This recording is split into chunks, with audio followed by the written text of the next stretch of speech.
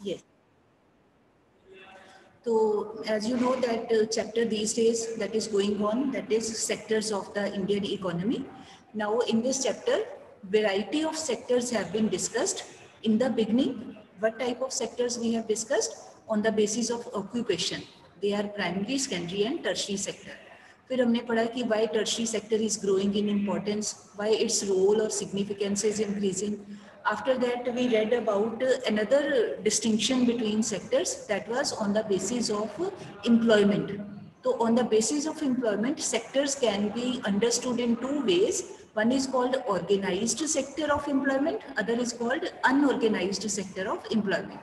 Organised वो होता है जिसमें जो यूनिट है या जो इंस्टीट्यूशन है या ऑफिस है जो भी है वो गवर्नमेंट के साथ, गवर्नमेंट के डिपार्टमेंट के साथ वो रजिस्टर्ड होता है. मतलब that institution follows the guidelines, rules and acts of the government, उसके मुताबिक काम करता है. तो वर्कर्स को फिर उसमें बेनिफिट्स मिलते हैं. But on the other side जो होता है अनऑर्गेनाइज सेक्टर, वो होता है आमतौर पे प्राइवेट सेक्टर में.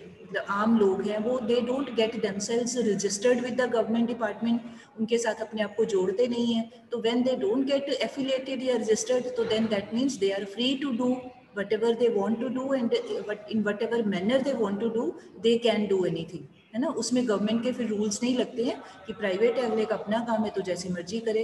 एक्सप्लॉइट करते हैं, फिर उस केस में वर्कर्स को ज़्यादा टाइम काम करवाते हैं, लेस वेजेस देते हैं, इस तरह की प्रॉब्लम्स आती हैं. तो ये हमने पढ़ा था.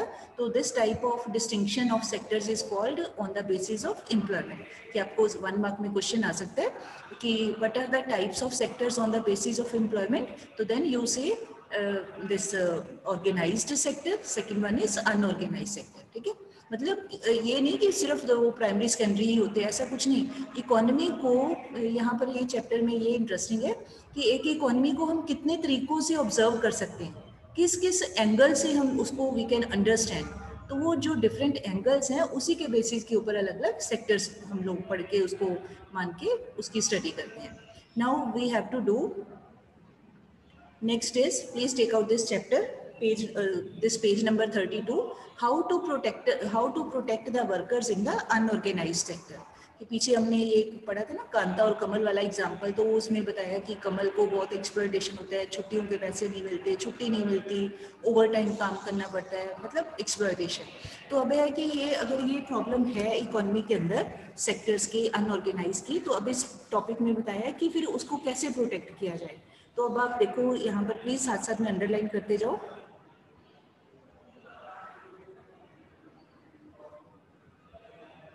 यस. अब आप फर्स्ट पैरा में अंडरलाइन करिए यहाँ करके, ये बीच में करके एक लाइन है यहाँ से, please underline. It is also common to find many organized sector enterprises in the unorganised sector. They adopt such strategies to evade taxes and refuse to follow the laws that protect the laborers. ठीक है. इसका मतलब क्या है कि जो organised sector है, मतलब रजिस्टर्ड है, गवर्नमेंट के हिसाब से ही चलने वाला है, but even then within that sector फिर भी कई लोग ऐसे होते हैं, कई यूनिट्स ऐसे होते हैं, कई इंस्टीट्यूशंस ऐसे होते हैं, ऑफिस ऐसे होते हैं जो अपने वर्कर्स का डायरेक्टली इनडायरेक्टली उनको एक्सप्लॉइट कर लेते हैं. अब ये वो क्यों करते हैं, मतलब जिसको हम ऐसे बोल सकते हैं ना, गवर्नमेंट की आंखों में धूल झोंकना, कि रजिस्टर तो हैं उनके जैसे. और सिंपल देखो, एग्जाम चलता है तो इन्विजिलेटर के होते हुए भी कई बच्चे चीटिंग कर लेते हैं. इन्विजिलेटर की जरा सा इधर उधर आंख हुई तो वो चीट कर लेते हैं, एक दूसरे से पूछ लेते हैं, इशारे करते हैं ना. तो अदरवाइज तो इन्विजिलेटर है ही है ना रूम में. इन द सेम मैनर कि गवर्नमेंट के साथ रजिस्टर तो हैं, बट फिर भी they make use of we can say dubious practices. Dubious होता है गलत प्रैक्टिसेस ऐसे हम कह सकते हैं ना. तो वो क्यों करते हैं, they because they want to evade tax. Evade का मतलब होता है चुराना, टैक्स ना देना, रिफ्यूज करना टैक्स देने को. तो मेन मकसद तो लोगों का ये होता है कि जो गवर्नमेंट को टैक्स के तौर पे पेमेंट करनी होती है, क्योंकि टैक्स एक कंपल्सरी पेमेंट होती है, तो फैक्ट्रियों की, इंडस्ट्रीज की, सबकी इनकम के ऊपर टैक्स लगता है, प्रॉफिट्स के ऊपर टैक्स लगता है. तो टैक्स ना देना पड़े इसके लिए वो अपने पैसे बचाते हैं, इसके लिए गलत तरीकों से काम करते हैं. एंड दूसरा क्या करते हैं, and refuse to follow the laws that protect the labourers. तो भी जो गवर्नमेंट ने लेबरर्स की प्रोटेक्शन के लिए लॉ बनाए हुए हैं, जैसे एक लॉ है कि भाई दिन में 8 घंटे ही काम करवा सकते. एक जो 1 मैन डे है एक दिन का जो काम का टाइम होता है वो 8 आवर्स है, तो अगर 8 आवर्स का है तो भाई 8 आवर्स के बाद छुट्टी करनी पड़ेगी, है ना। तो बट वो 8 आवर्स से भी ज़्यादा काम करवा लेते हैं, जो पेमेंट करते हैं वो 8 आवर्स के हिसाब से ही करते हैं, बट काम उनको क्या देते हैं, घंटा 2 घंटे ज़्यादा लगा दो।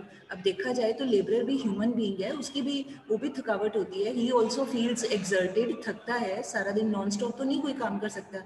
फिर कहीं दूर से आता है तो उसको फिर आने जाने में समय लगता है, मतलब अगले के पास तो टाइम ही नहीं बचा, तो एक मना कर नहीं सकता क्योंकि वो प्राइवेट सेक्टर में, अनऑर्गेनाइज सेक्टर में है। अब हमारे कंट्री में देयर इज ओवर पॉपुलेशन, तो जॉब्स मिलती नहीं है, तो जो मिली हुई होती है अगला उसको छोड़ना नहीं चाहता, फिर ठीक है चलो जैसे तैसे करके अपना लाइफ को चलाना है, to earn something for earning something. तो इस तरह से फिर वो एक्सप्लॉयटेशन का जो बोल सकते हैं ना शिकार बन जाते हैं, ये रीज़न है। फिर है उसके बाद इसी पैरा में लास्ट में देखो फिर क्या किया जाता है, they are often exploited and not paid a fair wage. Fair wage का मतलब भी जितना उनसे काम लेते हैं उसके इक्वली उनको वेज नहीं देते, उनको पैसे नहीं देते हैं, कम पैसे देते हैं। And their earnings are low and not regular, jobs are not secure and have no other benefits. उसी को ही रिपीट किया गया है अनऑर्गेनाइज सेक्टर को, कि भी कोई सिक्योरिटी नहीं है, जब तक जो ओनर है उसकी विश है वो रखना चाहता है लेबर को काम पे रख लेता है, जब उसको लगता है कि नहीं मुझे ज़्यादा लेबर नहीं चाहिए तो निकाल भी सकता है। मतलब जॉब की अनसर्टेनिटी है, सिक्योरिटी नहीं है, तो अगला हर टाइम डरा डरा ही रहता है कि कहीं मेरी नौकरी ना चली जाए, कहीं मेरी जॉब ना छूट जाए, कहीं ऐसा हो गया तो मैं फिर अपना घर कैसे चलाऊंगा, मतलब every time that person works in A fear. तो इसी करके वो अपने ओनर को उसके अगेंस्ट जाके कोई बात नहीं करता है, एक्सप्लॉइट होता रहता है बट उसके अगेंस्ट नहीं जाता है क्योंकि उसकी मजबूरी है, ठीक है। फिर उसके बाद है यहाँ पे अगले पैरा में है, लास्ट में देखो यहाँ करके, मतलब बाद में आपने डिटेल में पढ़ लेना, इसमें बताया क्या है, beside the need for more work there is also need for protection and support of workers in the unorganized sector. तो भाई अब क्योंकि ये सारा कुछ हमारे कंट्री में पहले भी था, ऐसा नहीं कह सकते, बट 1990s के बाद, अब ये अब आगे हमारे एक और लेसन आएगा तब उसमें डिटेल में करेंगे। 1947 में कंट्री गॉट इंडिपेंडेंस, 1950 में बना हमारा प्लानिंग कमीशन, ठीक है, 51 ऑनवर्ड्स हमारी प्लान्स बन गई। उसके बाद जो 40 ईयर्स से हम 51 से माने, ठीक है, एक राउंड फिगर 1951 से लेके 1990 तक का जो टाइम है, तो उतने 40 सालों में, उतने 40 ईयर्स में पहले क्या था, कंट्री के अंदर गवर्नमेंट का कंट्रोल ज़्यादा था। गवर्नमेंट का मतलब पब्लिक सेक्टर का कंट्रोल ज़्यादा था, सरकारी काम ज़्यादा होते थे कंट्रोल वाले। बट 1990s के बाद थोड़ा चेंज हुआ हमारी इकोनॉमी में।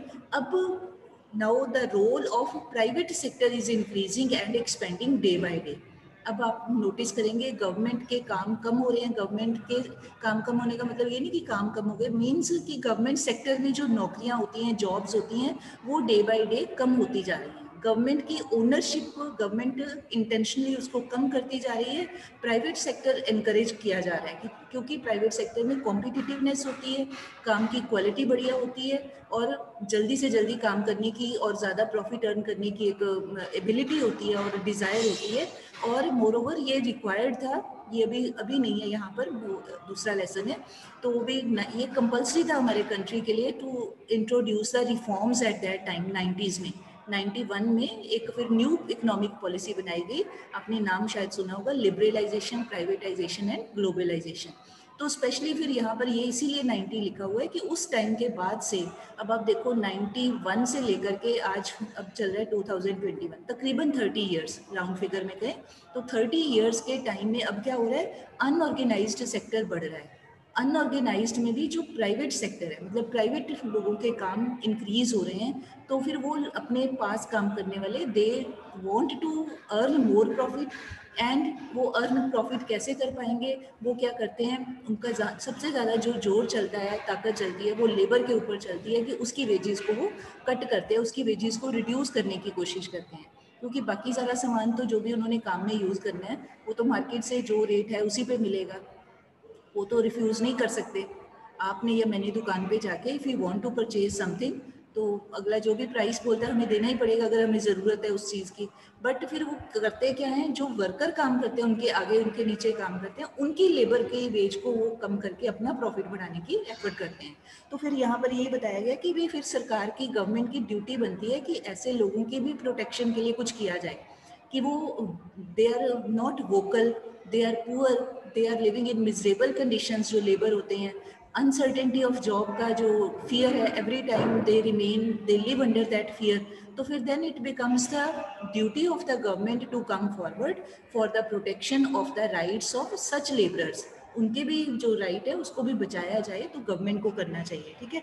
अब ये क्या है यहाँ पे आगे आएगा, who are these vulnerable people who need protection. ये वाला वल्नरेबल होते हैं those who are under the threat और risk of something.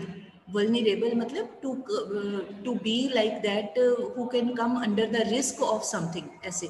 अब वो something क्या है, जैसे हम कहें कि जैसे ये अभी जो पेंडेमिक चल रही है, मान लो कोई एज्ड पर्सन है, बीमार ही रहता है, उसकी इम्यूनिटी पावर बहुत कम है, तो हम क्या कहेंगे कि दैट सिक रहता है नॉर्मली, तो हम क्या कहेंगे कि this person is very much vulnerable to this corona disease, जल्दी बीमार होने का खतरा ज़्यादा है, तो वल्नरेबल होते हैं खतरे में होने वाला। तो ऐसे ही है कि भाई ये कौन से लोग हैं जो खतरे में रहते हैं और जिनको प्रोटेक्शन चाहिए, कौन से वर्कर्स हैं, किस टाइप के लोग हैं, तो उन्हीं के बारे में बताया है। फर्स्टली दे हैव टोल्ड कि एक है रूरल एरियाज में, देन दे हैव टोल्ड कि दूसरे पैरा में इन अर्बन एरियाज में। तो अब रूरल एरियाज में कौन से लोग हैं, जो those who come under unorganised sector, please underline, यहाँ क्वेश्चन आ सकते हैं आपको, you can have a question. In the rural areas the unorganised sector mostly comprises of, now underline, landless agricultural laborers, small and marginal farmers, sharecroppers, artisans etc. artisans के आगे weavers जैसे carpenters, goldsmith, blacksmith etc. ठीक है। और last में these farmers need to be supported through adequate facility for timely delivery of seeds, agricultural inputs, credit, storage facilities, market outlets। मतलब village में पहले बताया उन्होंने लोगों के नाम कि those who are under threat, जिनको जो अनऑर्गेनाइज सेक्टर में आते हैं और जिनको नौकरी जाने का या काम के जाने का खतरा ज़्यादा होता है या लॉस होने का खतरा ज़्यादा होता है, उसमें क्या आ जाते हैं, एक तो जिनके पास those who don't have their own land.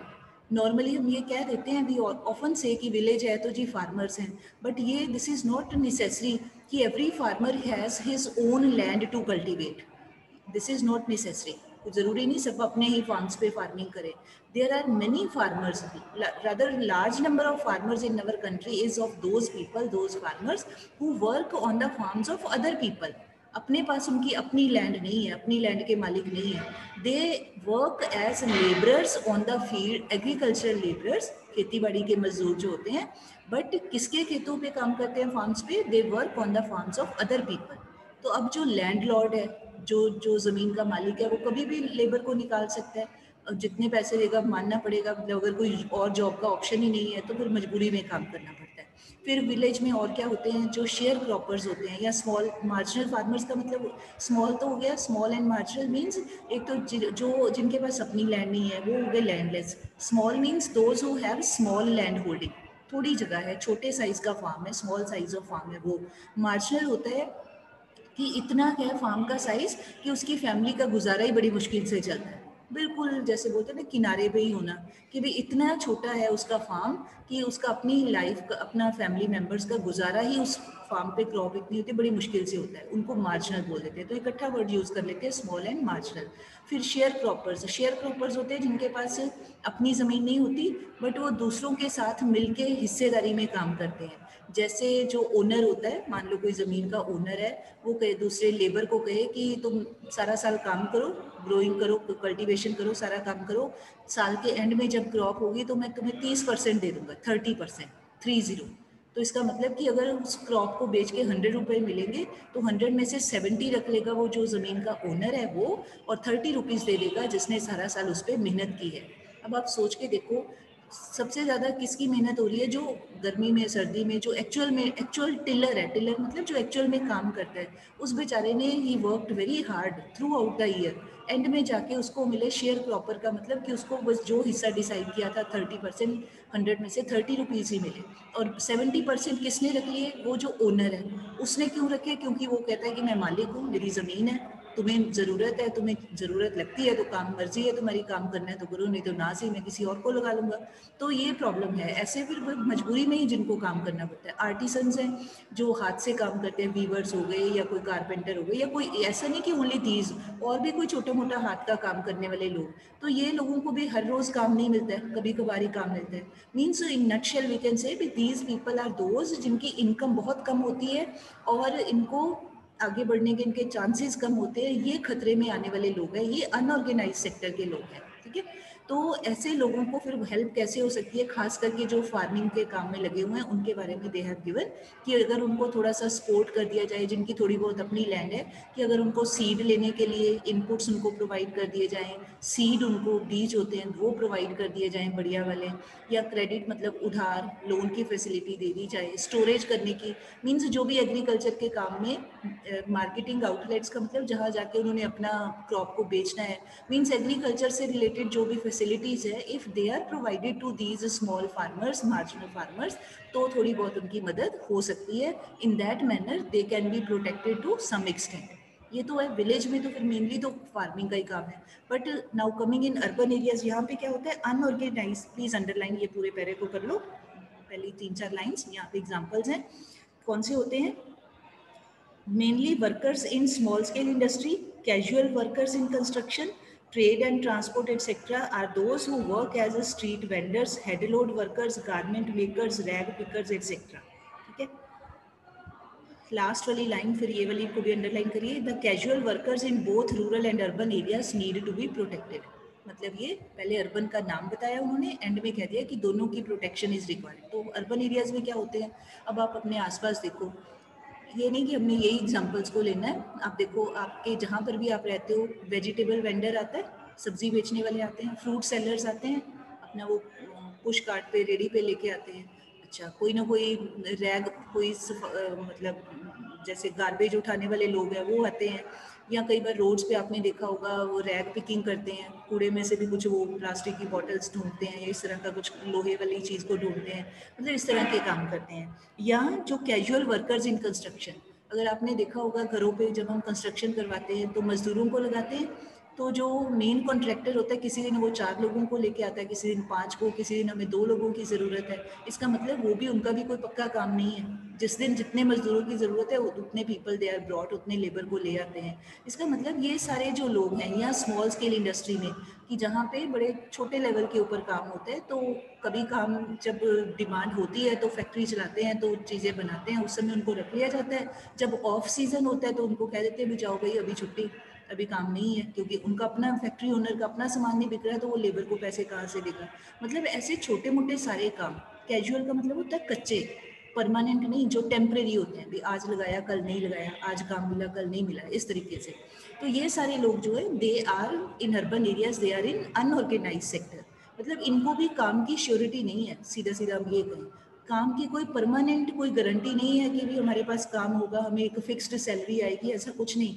जब ठीक ठाक काम चल रहा है तो काम चल जाता है, इनकम आ जाती है, कुछ पैसे आ जाते हैं, अदरवाइज मुश्किल आती है। ठीक है, तो ये सभी तरह के पीपल जो है, whether they live in village or they live in cities, everyone, specially ये जो थोड़े लोअर लेवल के ऊपर इनकम जिनकी आ जाती है, तो they need to be protected. ठीक है, फिर है लास्ट पैरा में, यहाँ भी अंडरलाइन करिए, we see majority of workers from schedule caste, tribes and backward communities find themselves in unorganised sector.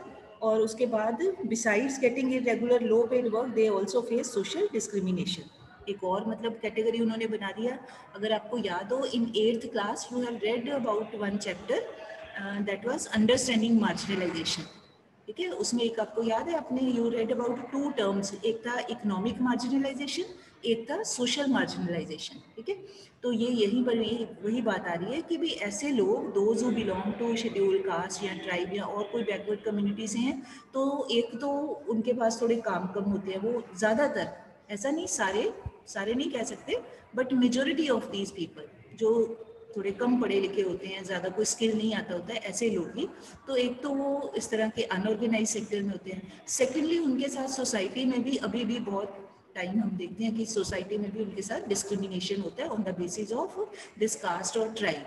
तो ये डिस्क्रिमिनेशन होता है तो इसका मतलब वो डबल डिस्क्रिमिनेशन को बियर कर रहे हैं। एक तो उनको इकोनॉमिकली प्रॉब्लम आ रही है, एक उनको सोसाइटी में भी प्रॉब्लम आ रही है। तो ये कहने का मतलब ये सारे तरह के जो लोग हैं in one or the other way in their life they are facing such type of problems. ठीक है, now please come to this page. ये आपने खुद से कर लेना है, ये बड़ा सिंपल सा ही है। आगे ये दिया हुआ है primary secondary tertiary most important conclusion. ये मतलब ये आपने जो अभी तक हमने पढ़ा है, जो मैंने सारा समझाया, उसी के बेसिस के ऊपर है। पेंसिल से आप अपने व्यूज ही लिखने हैं यहाँ पे कि आप क्या कंक्लूजन निकालते हो या क्या प्रॉब्लम्स आती हैं इस सेक्टर में और उनको कैसे दूर कर सकते हैं। Now space is very less, तो कोई लेंथी एक्सप्लेनेशन नहीं करनी, बड़ा छोटा छोटा सा हिंट सा ही आपने लिखना है। मतलब ये this is just to check your this understanding of the part which we have read till now. Coming to this part, ये इंपॉर्टेंट है, sectors in terms of ownership public and private sector. ठीक है, तो अभी हमने पहले मैंने क्या बताया, आई सेड पहले होते हैं sectors on the basis of occupation, बेटा ये याद कर लेना, प्राइमरी सेकेंडरी टर्शियरी, फिर sectors on the basis of employment, organised and unorganised. अब ये now third category is being described here. अब है sectors on the basis of ownership, कि ओनर कौन है, मालिक कौन है। तो on that basis two types के सेक्टर्स आर देयर। एक को कहते हैं पब्लिक सेक्टर, या आप ब्रैकेट में लिख लो पब्लिक और गवर्नमेंट। ठीक है, एक ही बात है, पब्लिक और गवर्नमेंट सेक्टर। और दूसरा सेकंड होता है प्राइवेट सेक्टर। ठीक है, अब इनका क्या मीनिंग है, ये भी आपने एट्थ में हमने थोड़ा थोड़ा ये सभी के बारे में पढ़ा हुआ है।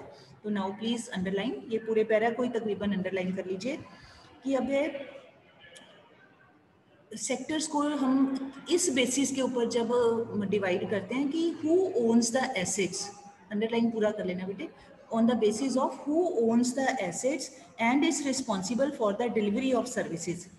ठीक है, in the public sector government owns most of the assets and provides all, and in private sector ownership of assets and delivery of services is in the hands of private sector individuals और companies. आगे example दिए हुए हैं, एक railway का, एक टिस्को का, एक रिलायंस का। मतलब ये सिंपली कि जो फैक्ट्री है या जो एंटरप्राइज है या जो भी काम है, उस पर कोई भी काम होता है उसमें पहले कुछ इन्वेस्टमेंट करनी पड़ती है, पहले कुछ पैसे अपने पास से खर्च करने पड़ते हैं, तभी कोई फैक्ट्री चलाई जा सकती है। पहले मशीनें खरीदनी है, जो बिल्डिंग है फैक्ट्री की उसका कोई अरेंजमेंट करना है, कोई बनाना है उसको, फिर कोई वहाँ पर फिटिंग करवानी है, कुछ भी है, कुछ खर्चे होते हैं, कुछ लोगों को पहले अपने पॉकेट से हमें करना पड़ता है, बाद में फिर प्रोडक्शन होती है, वी सेल दैट प्रोडक्शन, फिर जाके प्रॉफिट होता है, बट पहले तो पैसे अपने लगाने पड़ेंगे। तो अब यही पर है कि जो कोई भी काम है अगर उसमें इन्वेस्टमेंट गवर्नमेंट की है, गवर्नमेंट ने पैसे लगाए हैं, गवर्नमेंट ने सारा खर्चा किया है, मशीनरी लगाने के ऊपर, लैंड के ऊपर, बिल्डिंग के ऊपर, सब चीज़ों पे गवर्नमेंट ने मनी स्पेंड किया है, मतलब इन्वेस्टमेंट की है, तो वो सेक्टर कहलाता है पब्लिक सेक्टर। ठीक है, ऑन दी अदर साइड अगर वो पैसे लगे हुए हैं आम लोगों के, अपनी पॉकेट में से पैसे लगे हुए हैं, ठीक है, तो then it is called private sector. जैसे आप अपना एग्जांपल लो, आपके घर पे स्कूटर है, कार है, आपका अपना घर है, तो आपने किससे परचेज किया, अपने मनी से परचेज किया, आपकी अपनी इन्वेस्टमेंट है, पर्सनल है, तो आप कहेंगे कि आपका वो सारा सामान क्या है, वो प्राइवेट सेक्टर में आ रहा है। ऑन दी अदर साइड जो गवर्नमेंट का है, जैसे रेलवेज है, रेलवेज का interesting example is given here. तो रेलवे स्टेशन है, रेलवे प्लेटफॉर्म है, रेलवे की गाड़ियाँ वो आती हैं जाती हैं, सब कुछ होता है। तो हम या मैं या आप वी कैन नॉट से कि ये, वैसे तो कह देते हैं रेलवे हमारी है, मतलब हम इंडियन है, उस एंगल से तो कह देते हैं, बट अदरवाइज देखा जाए तो वो खर्चा किसका हुआ है, वो इन्वेस्टमेंट सारी की है गवर्नमेंट ने, गवर्नमेंट ऑफ द कंट्री ने, तो वो कहलाएगी पब्लिक सेक्टर। तो इन्वेस्टमेंट के हिसाब से देखा जाता है, जिसकी इन्वेस्टमेंट है उसका नाम आता है। अगर प्राइवेट लोगों की इन्वेस्टमेंट है, कोई इंडिविजुअल हो सकता है, एक पर्सन या ग्रुप ऑफ इंडिविजुअल हो सकता है, बहुत सारे लोग भी मिलकर कर सकते हैं इन्वेस्टमेंट, तो वो होता है प्राइवेट सेक्टर। अगर गवर्नमेंट ने खर्च किया है, इन्वेस्ट किया है, सारे प्रोडक्शन करने के लिए जो भी चीज़ चाहिए उस पर गवर्नमेंट का खर्चा हुआ है, तो पब्लिक सेक्टर है। ठीक है, ये पूरे पैरा में यही बताया। यहाँ पे हमें क्वेश्चन आ सकता है distinguish between private sector and public sector. ठीक है, और एग्जांपल जैसे रिलायंस इंडस्ट्रीज है, मुकेश अंबानी के जितने भी काम है वो सारे किस में आ जाएंगे, प्राइवेट सेक्टर में। गवर्नमेंट की रेलवे का कोई भी काम है वो किस में आ जाएगा, पब्लिक सेक्टर में आ जाएगा। ठीक है, फिर आगे दिया हुआ है, आगे बताया कि एक्टिविटीज़ करते क्यों हैं ये पब्लिक और प्राइवेट, करते क्या है। तो ये होता है प्रॉफिट अर्न करना मेन पर्पस होता है प्राइवेट सेक्टर का, और गवर्नमेंट का मेन पर्पस होता है, इसको भी बेटे पूरे पैरा को अंडरलाइन कर लेना, और गवर्नमेंट का पर्पस होता है not to earn profit but to provide mainly services to the people. ऐसी यूटिलिटीज़ को प्रोवाइड करना लोगों को जो सबकी ज़रूरत की हैं। जैसे फ्लाईओवर है, तो फ्लाईओवर बनाना सरकार बनाती है, गवर्नमेंट बनाती है, उसका सारा खर्चा गवर्नमेंट करती है क्योंकि वो सबके काम में आने वाली चीज़ है। स्ट्रीट लाइटिंग है, हाईवे के ऊपर लाइटिंग है, ये सारा काम कौन करता है? गवर्नमेंट अपना पैसा। वो अलग बात है कि किसी से आगे कॉन्ट्रैक्ट देके करवा ले, वो एक अलग इशू है, बट खर्चा तो गवर्नमेंट, पैसे तो गवर्नमेंट की पॉकेट से जा रहे हैं। तो गवर्नमेंट का main purpose is not to earn profit, rather its main purpose is to increase the this social welfare, welfare of ordinary people, all the people, किसी एक की नहीं, सब लोगों की। हाईवे है तो हाईवे पे हम सारे ही चलते हैं, चाहे कोई रिक्शे वाला है, चाहे कोई गाड़ी वाला है, चाहे कोई भी है, चाहे पैदल है। तो कोई ये नहीं कह सकता ये मेरी पर्सनल रोड है तो यहाँ चलो चलो नहीं, ठीक है। तो ऐसे जो पब्लिक वेलफेयर में आने वाले काम हैं, सोसाइटी के वेलफेयर में, सोशल वेलफेयर के पर्पज से ये एक्टिविटीज़ की जाती हैं, ठीक है जी। बस आज हम इतना ही करते हैं। अगले पैरा में है कि ये why this which the private sector will not provide at this reasonable cost, ये इसका रीज़न बताया हो, ये हम कल करेंगे। आज के लिए हम इतना रखते हैं, ठीक है। तो आज आपका होमवर्क ये है